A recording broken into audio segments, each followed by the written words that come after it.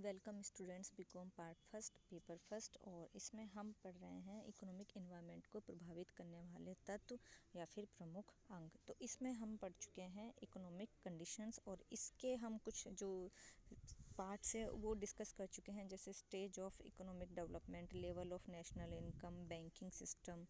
इसके अलावा आपका ट्रेड साइकिल्स जो हैं, फॉरेन डेब्ट बर्डन है, conditions of balance of trade and balance of payment, insurance system, tax structure, ये सब हम डिस्कस कर चुके हैं। नेक्स्ट हम जो पढ़ रहे हैं वो है बेसिक इंफ्रास्ट्रक्चर फैसिलिटीज़। देखिए, जिस किसी भी देश में ये जो बेसिक इंफ्रास्ट्रक्चर आधारभूत संरचना सुविधाएं ज़्यादा विकसित और ज़्यादा सही मात्रा में, पर्याप्त मात्रा में उपलब्ध होगी, उन देशों में आर्थिक गतिविधियाँ या हम कहें आर्थिक विकास का कार्य तेज गति से होगा। अब आधारभूत संरचनाओं में आपके ट्रांसपोर्टेशन है, संचार है, power, electricity, petrol, diesel, Anushakti, ये सारी सुविधाएं जितनी ज़्यादा आपकी डेवलप्ड है उतना ही आपके उद्योग धंधे विकसित होंगे और आर्थिक विकास की गति को भी प्रगति मिलेगी। जबकि अगर ये सुविधाएं आपकी नहीं है या कम है या इनका ही अभी तक आपके देश में पर्याप्त मात्रा में विकास नहीं हो पाया है, तो फिर आपकी जो आर्थिक गतिविधियां हैं वो थोड़ी प्रभावित मतलब उस तरीके से गति में नहीं आ पाएगी। और भारत में अगर हम देखें, भारत के संदर्भ में, तो इन आधारभूत संरचनाओं की ही काफ़ी ज़्यादा विकास की कमी है।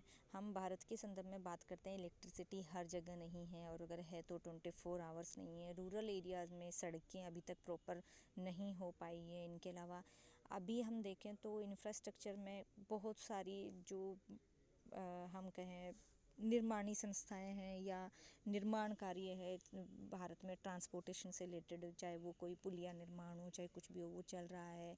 पावर की मैंने बताया ये कमी रहती है। इसके अलावा पेट्रोल डीजल, भारत एक आयातक देश है पेट्रोल डीजल का।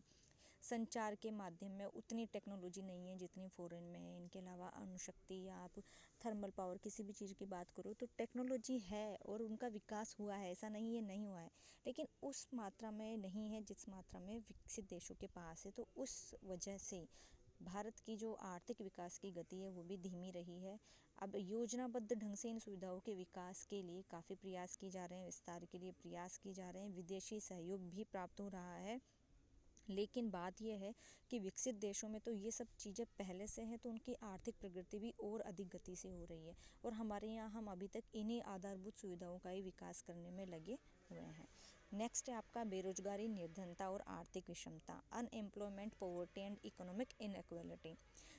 जिन देशों में बड़े पैमानों पर बेरोजगारी हो वहाँ उत्पादन और आय का स्तर नीचा रहेगा। श्रम प्रधान तकनीक पर वहाँ जोर दिया जाएगा उत्पादन में। गरीबी की समस्या रहेगी। निम्न आय के कारण बाजार और आर्थिक गतिविधियाँ भी आपकी लिमिटेड रहेंगी। जो इकोनॉमिक डिस्पैरिटी रहेगी उसकी वजह से आपके वर्ग संघर्ष पनपेगा। सरकार के सामने भी संतुलित विकास की समस्या रहेगी। भारत के संदर्भ में यदि हम बात करें तो भारत में गरीबी रेखा से नीचे जीवन यापन करने वालों की संख्या लगभग 35.46 करोड़ है। अगर बेरोजगारी और ये जो अर्ध बेकारी की समस्या है वो भी विकट है, तो ये जिस तरीके से बढ़ती जा रही है उस परिस्थितियों में हम तीव्र आर्थिक विकास की जो कल्पना करते हैं वो थोड़ी कठिन लगती है, क्योंकि ये जो बेरोजगारी, निर्धनता और आर्थिक विषमता की जो दशाएं हैं ये आर्थिक पर्यावरण को प्रभावित करती हैं और विकास को अवरुद्ध करती हैं।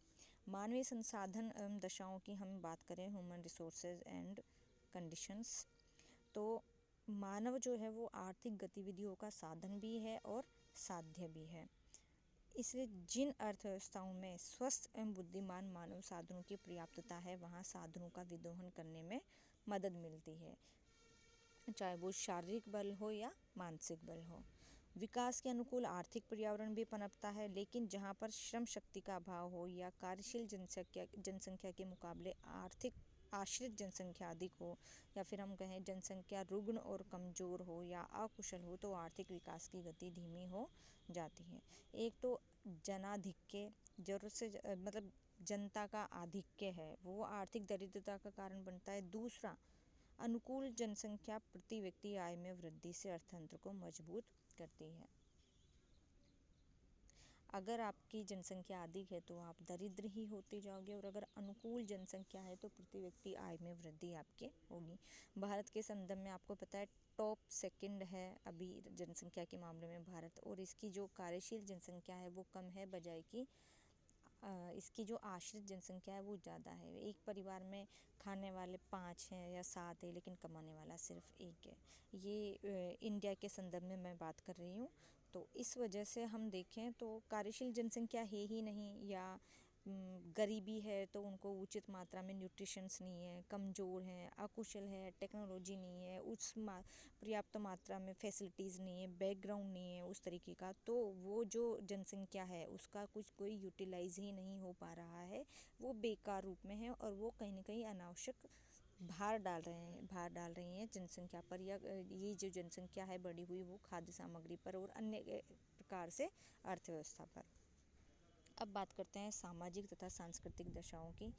सोशल एंड कल्चरल कंडीशंस, ये भी पर्यावरण को बहुत अधिक प्रभावित करती है। भारत में क्या है, बहुत सारी प्रथाएं हैं, रीति रिवाज है, जाति प्रथा, परंपराएं, सामाजिक मूल्यों का प्रभाव, ये सब आर्थिक पर्यावरण को प्रभावित करते हैं। और यहाँ पर सादा जीवन, उच्च विचार की संस्कृति ने भौतिकवादी आर्थिक पर्यावरण में बाधा पहुंचाई है। धार्मिक रूढ़िवादिता है, अंधविश्वास है, इन सब के कारण आर्थिक पर्यावरण दृष्टिगोचर साबित होता है। लोगों का जीवन स्तर नीचा है। बात करते हैं हम पॉलिटिकल कंडीशंस की, तो जिन देशों में ज़्यादा पॉलिटिकल उथल पुथल मचती है वहाँ पर आर्थिक पर्यावरण में भी उतार चढ़ाव होता है, क्योंकि हर बार कोई नया नेता आता है, वो अपने हिसाब से आर्थिक नीतियाँ लागू करता है, या कानूनी व्यवस्था और सुरक्षा व्यवस्था भी थोड़ी तितर बितर हो जाती है, राजनीतिक उथल पुथल मच जाती है, तो वो कार्य जो हैं पूरे होने वाले हैं वो अटक जाते हैं, या जिन कार्यों का शुभारंभ होना है वो अटक जाते हैं। इसके अलावा शासन प्रणाली को भी राजनीतिक व्यवस्था प्रभावित करती है। अब प्रजातांत्रिक शासन व्यवस्था में स्थिरता ने विकास को गति प्रदान की है, जबकि जनता शासन के दौरान अस्थिरता में विकास अवरुद्ध हो गया था। जैसे रूस में राजनीतिक विघटन से समूची अर्थव्यवस्था अस्त व्यस्त हो गई। तो ये सारी चीज़ें देखने को मिलती है। वैधानिक जो दशाएं हैं वो भी आपके आर्थिक जो क्रियाएं हैं उनको नियमित एवं नियंत्रित करती हैं। आर्थिक नीतियाँ, किसी भी देश के आर्थिक पर्यावरण पर उस देश की आर्थिक नीतियों का व्यापक प्रभाव पड़ता है, हम पढ़ चुके हैं इसको। इनमें हम मौद्रिक नीति का निर्माण करते हैं, राजकोषीय नीति का निर्माण करते हैं, बजट नीति का निर्माण करते हैं, औद्योगिक नीति का, तो विभिन्न प्रकार की आयात निर्यात नीति ETC के माध्यम से हम समय समय पर आर्थिक विकास के कार्य